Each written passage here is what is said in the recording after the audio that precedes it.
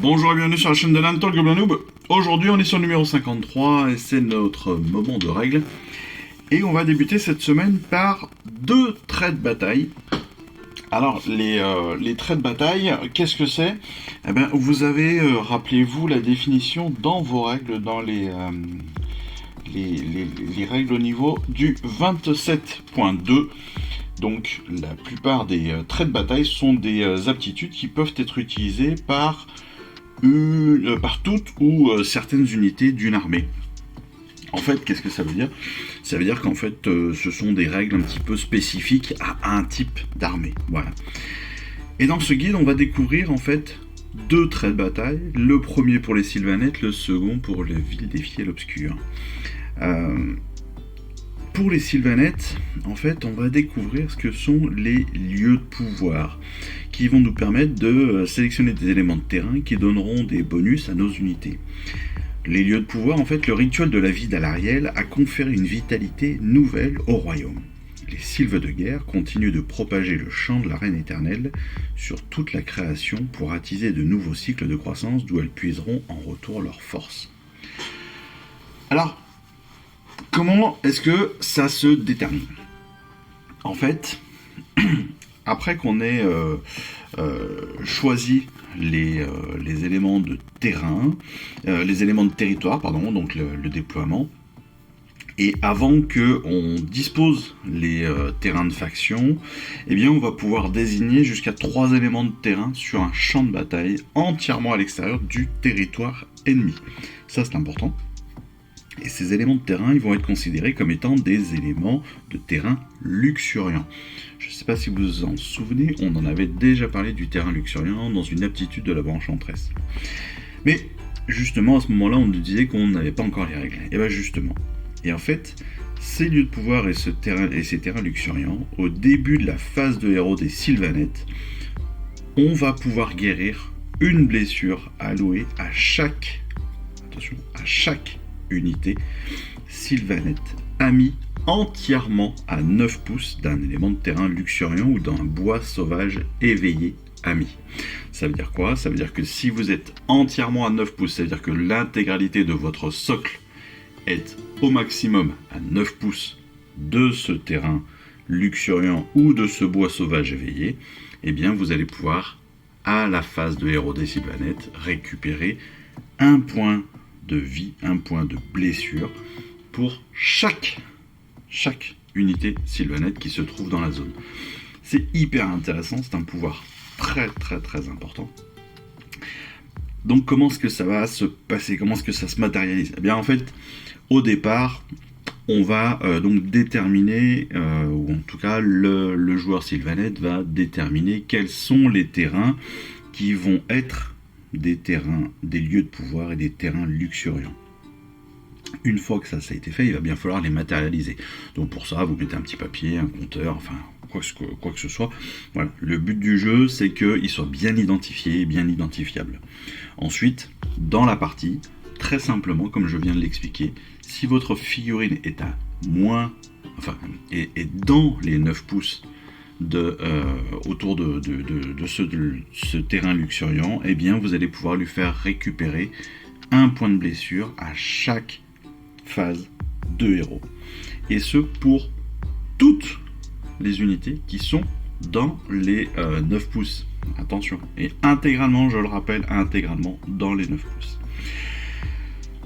Pour rappel aussi, on l'a déjà vu, mais je le rappelle encore une fois, dans les chartes d'unité, on peut avoir des éléments qui reviennent sur ces terrains luxuriants, sur ces bois sauvages éveillés.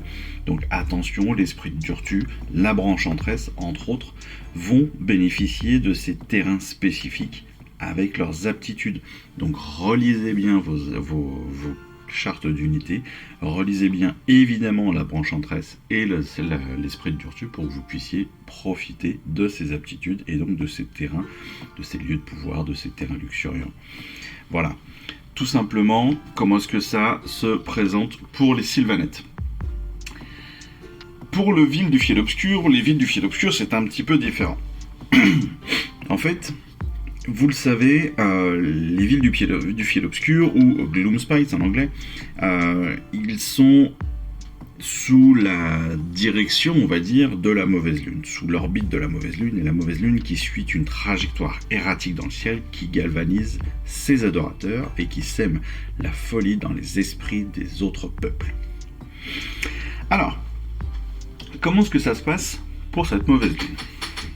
Alors, avant de démarrer, sachez que si vous jouez avec le nouveau Battletome, si vous jouez les Gloomspites en version 4, sachez qu'avec le nouveau Battletome qui va sortir, qui est déjà sorti en exclusivité avec la ville bande des loups là, qui vient de sortir, mais qui n'est pas encore tout à fait jouable. Le Battletome officiel devrait pas tarder à sortir. Sachez qu'il va y avoir une nouvelle façon de jouer cette mauvaise lune. Voilà. Si vous jouez en V3, pas de souci. Si vous jouez en V4, sachez qu'il y a une nouvelle façon de jouer la mauvaise lune, donc il va falloir adapter ces règles. Mais bon, là pour l'instant, on est en V3 avec Stormbringer, donc on va utiliser ces règles. Comment ça se passe? Deux possibilités pour démarrer. Soit un seul joueur joue Gloomspite, soit les deux joueurs jouent les Gloomspites ou Villes du Fiel Obscur. S'il n'y a qu'un joueur, ce joueur va décider dans quel grand quart de terrain va être disposée la lune. Qu'est-ce que c'est qu'un grand quart de terrain? C'est très simple. Vous prenez votre terrain de jeu, considérons que c'est cette feuille-là, vous la coupez en 4, et vous posez la lune au milieu d'un des quarts. Voilà. Ça, c'est la façon la plus simple de démarrer. Si les deux joueurs jouent Gloomspites, évidemment, on va avoir un lancer de dés, et le gagnant du lancer de dés va déterminer dans quel grand quart de table va démarrer la mauvaise lune. Ensuite, la mauvaise lune va pouvoir se déplacer, en fait, de quart en quart. Ça veut dire quoi? Ça veut dire qu'au premier tour, on va l'avoir placée sur un quart de table. Si elle se déplace au deuxième tour, au deuxième round, eh bien, on va la mettre en milieu de terrain. Si elle se redéplace encore au troisième tour, on la mettra sur l'autre quart de terrain en diagonale. Et si elle se redéplace encore au quatrième ou au cinquième tour, eh bien, elle se déplacera, mais cette fois-ci hors du champ de bataille et elle n'aura plus d'effet. Pourquoi je dis si? Bien parce que, en fait, pour qu'elle se déplace, il faut lancer un dé. En fait, lorsque vous allez lancer le dé, donc avant le début d'un round, qu'on soit bien d'accord, on va lancer le dé. Sur un résultat de 1, 2 ou 3, la lune reste à sa place. Sur un résultat de 4, 5, 6, elle va se déplacer jusqu'au point suivant. Donc encore une fois, milieu de quart, milieu de table, deuxième milieu de quart en diagonale, et ensuite hors de table. Ce qui veut dire quoi? Ce qui veut dire que, au minimum, vous avez l'effet de la lune sur 3 tours. Au maximum, bien sûr, sur les 5 tours. Tout dépend des résultats, des dés que vous allez obtenir. Ça, c'est le plus important. Déjà, comprendre le maniement et comprendre le déplacement de la mauvaise lune, l'orbite de la mauvaise lune. Ensuite, la lueur de la mauvaise lune, en fait, quand les grottes se trouvent sous la lumière de leur déesse, eh bien, la menace qu'elle représente est décuplée, bien évidemment. Donc, elle va affecter les unités. Elle a, pour cela, plusieurs aptitudes. La première, c'est zélote écumant. Si une unité de lune clan, donc là, on va faire attention, bien évidemment, aux mots-clés. Si une unité lune clan ami reçoit l'ordre ralliement, alors qu'elle est affectée par la lune, par la lueur de la mauvaise lune, pardon, vous allez pouvoir ramener une figurine tuée à l'unité qui a reçu l'ordre pour chaque 4+, et non pour un 6. Autrement dit, votre ralliement se fera pour un 4+, et non sur un 6. Ça, c'est hyper intéressant. Quand vous êtes sous la mauvaise lune, vous pouvez ramener vos unités bien plus facilement, vous pouvez rallier vos unités bien plus facilement que si vous n'êtes pas sous sa lueur. Deuxième aptitude, qui concerne les squigs. Cette aptitude, c'est squig lunatique. Tant qu'une unité squig, ville du fiel obscur, est affectée par la lueur de la mauvaise lune, elle peut tenter de charger même si elle a couru au même tour. Ça veut dire quoi? Ça veut dire que, je rappelle, la course c'est un déplacement plus un dé de 6, si je ne me trompe pas. Et à côté de ça, le fait de courir normalement bloque la possibilité de charge. Sauf que là, on va pouvoir en plus charger.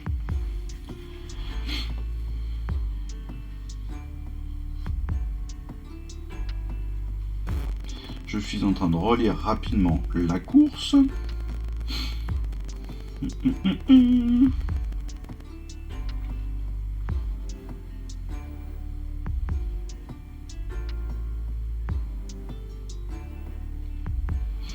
C'est exactement cela. Je rappelle que la course, donc c'est la caractéristique de mouvement plus un dé 6, mais le fait de courir vous interdit à ce tour, normalement, de tirer et de tenter une charge.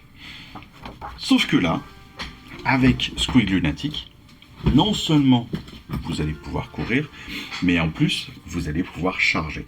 Ça veut dire que vous allez pouvoir faire dans le même tour un déplacement qui peut être hyper important, car rappelons-le, on va voir le déplacement normal, 1 dé de 6, plus 2 dé de 6. Donc on est déjà sur des capacités de mouvement qui peuvent être assez balèzes, on est bien d'accord. Enfin, la dernière aptitude, c'est Peau de Lune, qui va nous permettre d'ajouter 1 au jet de sauvegarde contre les attaques qui ciblent les unités de Troggoth, tant qu'elles sont affectées par la lueur de la mauvaise lune. Donc, plutôt intéressant, ça permet d'avoir une meilleure sauvegarde pour les Troggoth, qui sont déjà plutôt balèzes, et qui en plus ont la capacité de se régénérer régulièrement. Donc, on est plutôt pas mal.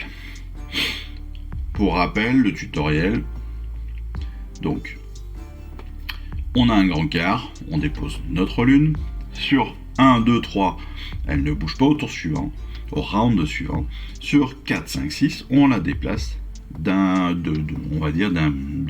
quart suivant. Voilà. Donc ça c'est hyper important parce qu'encore une fois, ça entraîne des changements sur les mouvements, sur la tactique des villes du fil obscur, et donc sur les capacités aussi d'attaque, de défense ou de ralliement. On vient de le voir. On passe maintenant aux tactiques de la destruction. La semaine dernière, on avait des tactiques sur l'ordre avec quelques sylvanettes.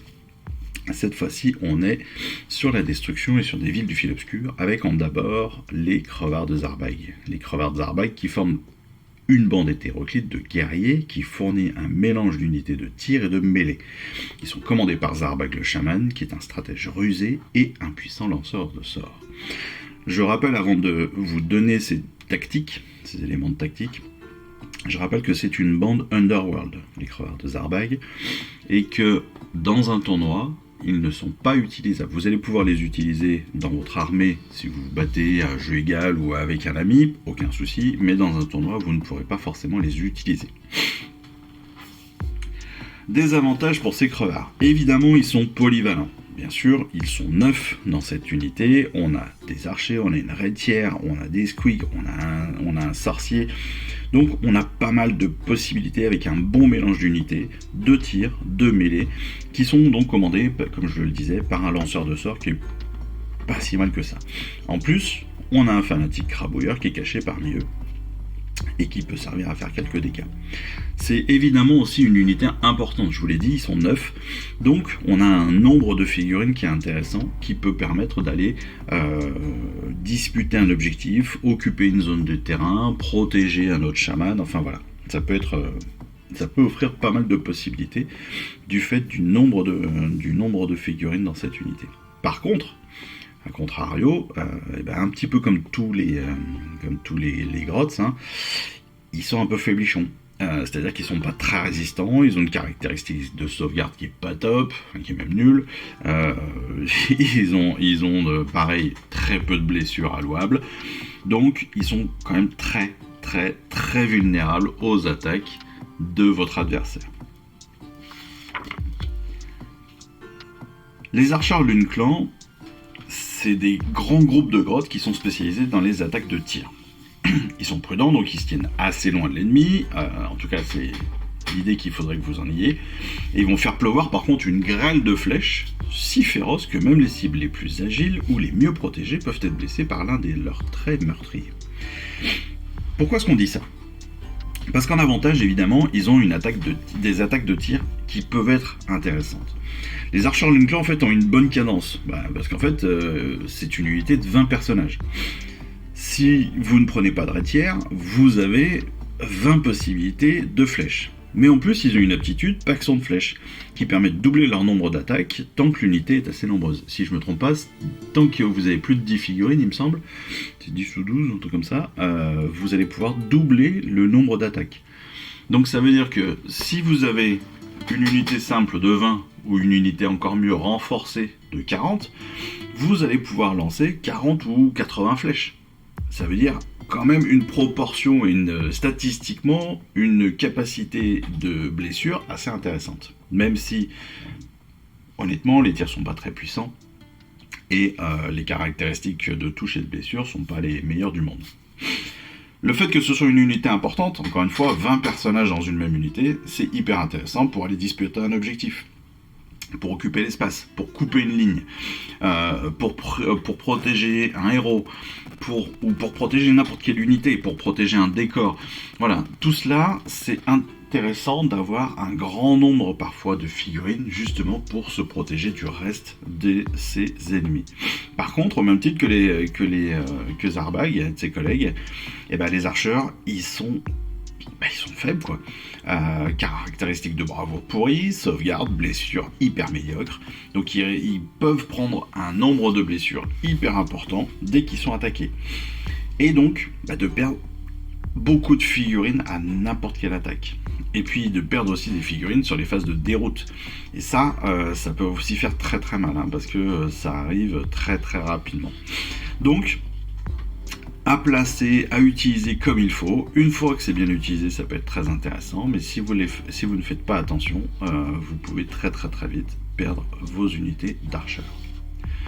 Ça peut quand même avoir des intérêts, je rappelle, avec les crabouilleurs, etc. Enfin voilà, c'est des choses auxquelles il faut penser. On passe maintenant à notre plan de bataille. Notre plan de bataille pour la campagne Briscard. Ce plan de bataille s'appelle Source de savoir.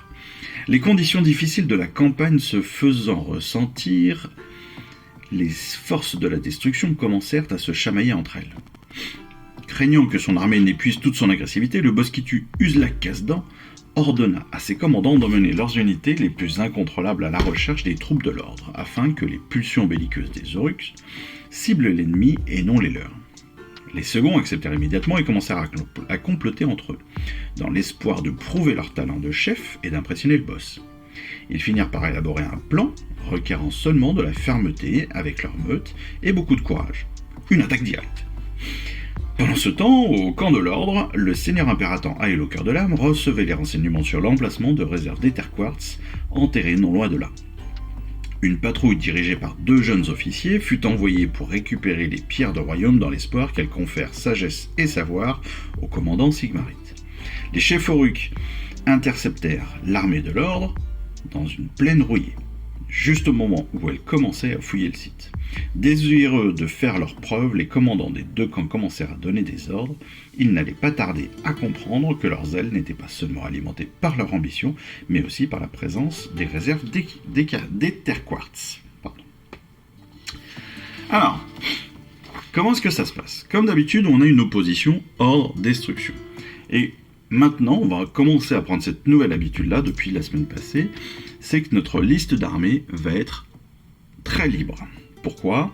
Parce que dans les 2 armées, on a un choix de 2 options de héros et de 4 options de troupes. À nous de déterminer quelles unités nous allons choisir. Le plan de bataille, donc, va se définir ainsi. Bon, vous avez fait vos choix d'armée, comme d'habitude. Le champ de bataille, ce sont donc les 3 terrains, les 3 tapis de bataille qui vont être apposés les uns à côté des autres. Le déploiement se fera sur les grands côtés. On va disposer au milieu de chacun des tapis de bataille un objectif. Ensuite, on va aussi placer 6 éléments de terrain, comme d'habitude, chacun son tour. Chaque élément de terrain devra être placé à plus de 3 pouces les uns des autres et à plus de 3 pouces des objectifs. Le déploiement, comme d'habitude, il se fait l'un après l'autre, mais surtout il se fait au dé. Le gagnant du tirage de dés choisit qui se déploie en premier. Pour le premier tour, c'est pareil, on le fait sur un jet de priorité pour déterminer donc quel joueur prendra le premier tour lors du premier round, bien évidemment. Durée en 5 rounds, chaque round 2 tours, chaque tour 6 phases, comme toujours. Les points de victoire, c'est comme habituellement maintenant, un point de victoire pour le contrôle d'un objectif, un deuxième point de victoire si vous contrôlez 2 objectifs ou plus, et un troisième point potentiel si vous contrôlez plus d'objectifs que votre adversaire. La règle spéciale, cette fois-ci, s'appelle réserve d'éther quartz. Les commandants déjà très ambitieux guident leurs troupes vers des caches d'éther quartz, procurant l'illumination. Alors, elle sert à quoi cette règle ? Eh bien, en fait, une fois par tour, si un héros, une fois par tour, attention, c'est bien par tour, si un héros ami conteste un objectif, eh bien, ce héros peut donner un ordre sans dépenser de points de commandement. On est bien d'accord, une fois par tour, pas par round, mais bien par tour, sans distinction de son tour ou celui de son adversaire. Si vous avez un héros qui conteste un objectif, ce héros peut donner un ordre sans avoir à dépenser de points de commandement. Hyper intéressant. Pour la mobilisation générale de la semaine, je rappelle, la mobilisation générale, maintenant que nos parties sont un peu plus ouvertes, un peu plus libres dans le choix, Eve et Yann, donc les 2 personnes du studio Warhammer qui ont écrit ces différents plans de bataille, les jouent aussi pour vérifier leur faisabilité, et donc ils nous expliquent ce qu'ils ont fait eux comme choix. Eve est toujours sur l'ordre, Yann toujours sur la destruction. Eve, elle va choisir comme héros un seigneur à killer et un seigneur impératant qui sont des combattants hyper efficaces avec des bonnes sauvegardes, pas mal de points de vie aussi. Elle espère les garder en vie évidemment le plus longtemps possible pour essayer d'aller utiliser la règle spéciale le plus possible. Pour protéger son seigneur impératant, évidemment, elle va prendre des Praetors. Elle va aussi compléter son choix avec une unité de Griffdog, qui est hyper intéressante, d'autant plus avec son attitude d'attaque au passage. Et puis 2 unités de Vindictors, qui vont être là pour être les plus, les plus opérationnels possibles, dans le sens où les Vindictors servent vraiment à tout. Ils sont assez résistants, ils tapent assez fort, ils peuvent contrôler des objectifs, ils peuvent quand même aller se déplacer, enfin voilà, ils peuvent aller attaquer des grosses bébêtes ou pas. Enfin, voilà, tout est intéressant. L'idée pour Eve, c'est évidemment d'essayer d'exploiter au maximum ces 2 héros. Ces 2 héros qui, rappelons-le, donc ont des points, ont des capacités de combat assez balèzes. Le cri d'alarme des Griffdog va être très utile quand Yann va révéler soudainement ses fanatiques rabouilleurs. L'aptitude qui va permettre au seigneur impératant de leur tirer dessus dès qu'ils se déploient sur la table de jeu, évidemment. Hélas, donc les crabouilleurs vont survivre et vont tuer une unité de Vindictors. A l'inverse, l'autre unité, elle va bien résister, elles vont engager les éventreurs et malgré tout, ils vont éclater les Oryx. Voilà. En gros, l'idée là pour Eve, c'est d'avoir des unités assez maniables, assez fortes, résistantes, ou qui vont pouvoir aller attaquer vite et loin avec ses Griffdog. Le seigneur impératant avec les Praetors, qui va pouvoir se faire protéger par les Praetors, mais qui est assez puissant aussi pour les taper, pour aller contrôler un objectif, et donc derrière pour pouvoir donner des ordres. Voilà. L'idée là, c'est d'être plutôt sur du... Je crois qu'on appelle ça du tanking. L'idée, c'est vraiment d'être sur la protection et pas forcément sur l'attaque éclair. On n'est pas sur du blitz. Pour Yann, c'est un petit peu différent. Ses héros, c'est le boss qui tue et le loup boss sur Squeak des Cavernes. Bon. Pourquoi le Squeak des Cavernes ? Parce qu'il va tenter de profiter de l'aptitude plus de bond de son loup boss et il va choisir donc les Bonegrots comme premier choix de troupe.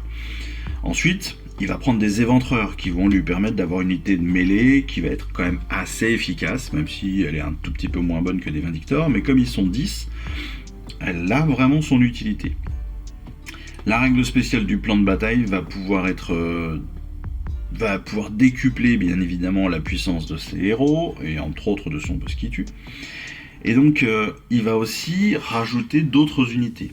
D'abord, des embrocheurs. Les embrocheurs vont lui permettre de pouvoir attaquer à distance, tandis que Eve est pas forcément très puissante sur le tir. Et les embrocheurs vont pouvoir donc viser de très loin, eh bien, potentiellement ses héros. Donc ça peut être intéressant. Enfin, eh bien, Yann, il va aussi sélectionner, on ne le voit pas là encore une fois, mais il va sélectionner ses archers Lune Clan. Pourquoi est-ce qu'il va sélectionner de nouveau ses archers Lune Clan ? Eh bien, de nouveau, pour bénéficier d'une unité gratuite de fanatiques rabouilleurs. Et ça, comme la semaine dernière, c'est un super choix parce que ça lui permet déjà d'avoir un avantage en termes de figurines, en termes d'unités par rapport à Eve. Et tout cela, en fait, va se retrouver derrière dans comment est-ce qu'il va utiliser tout cela.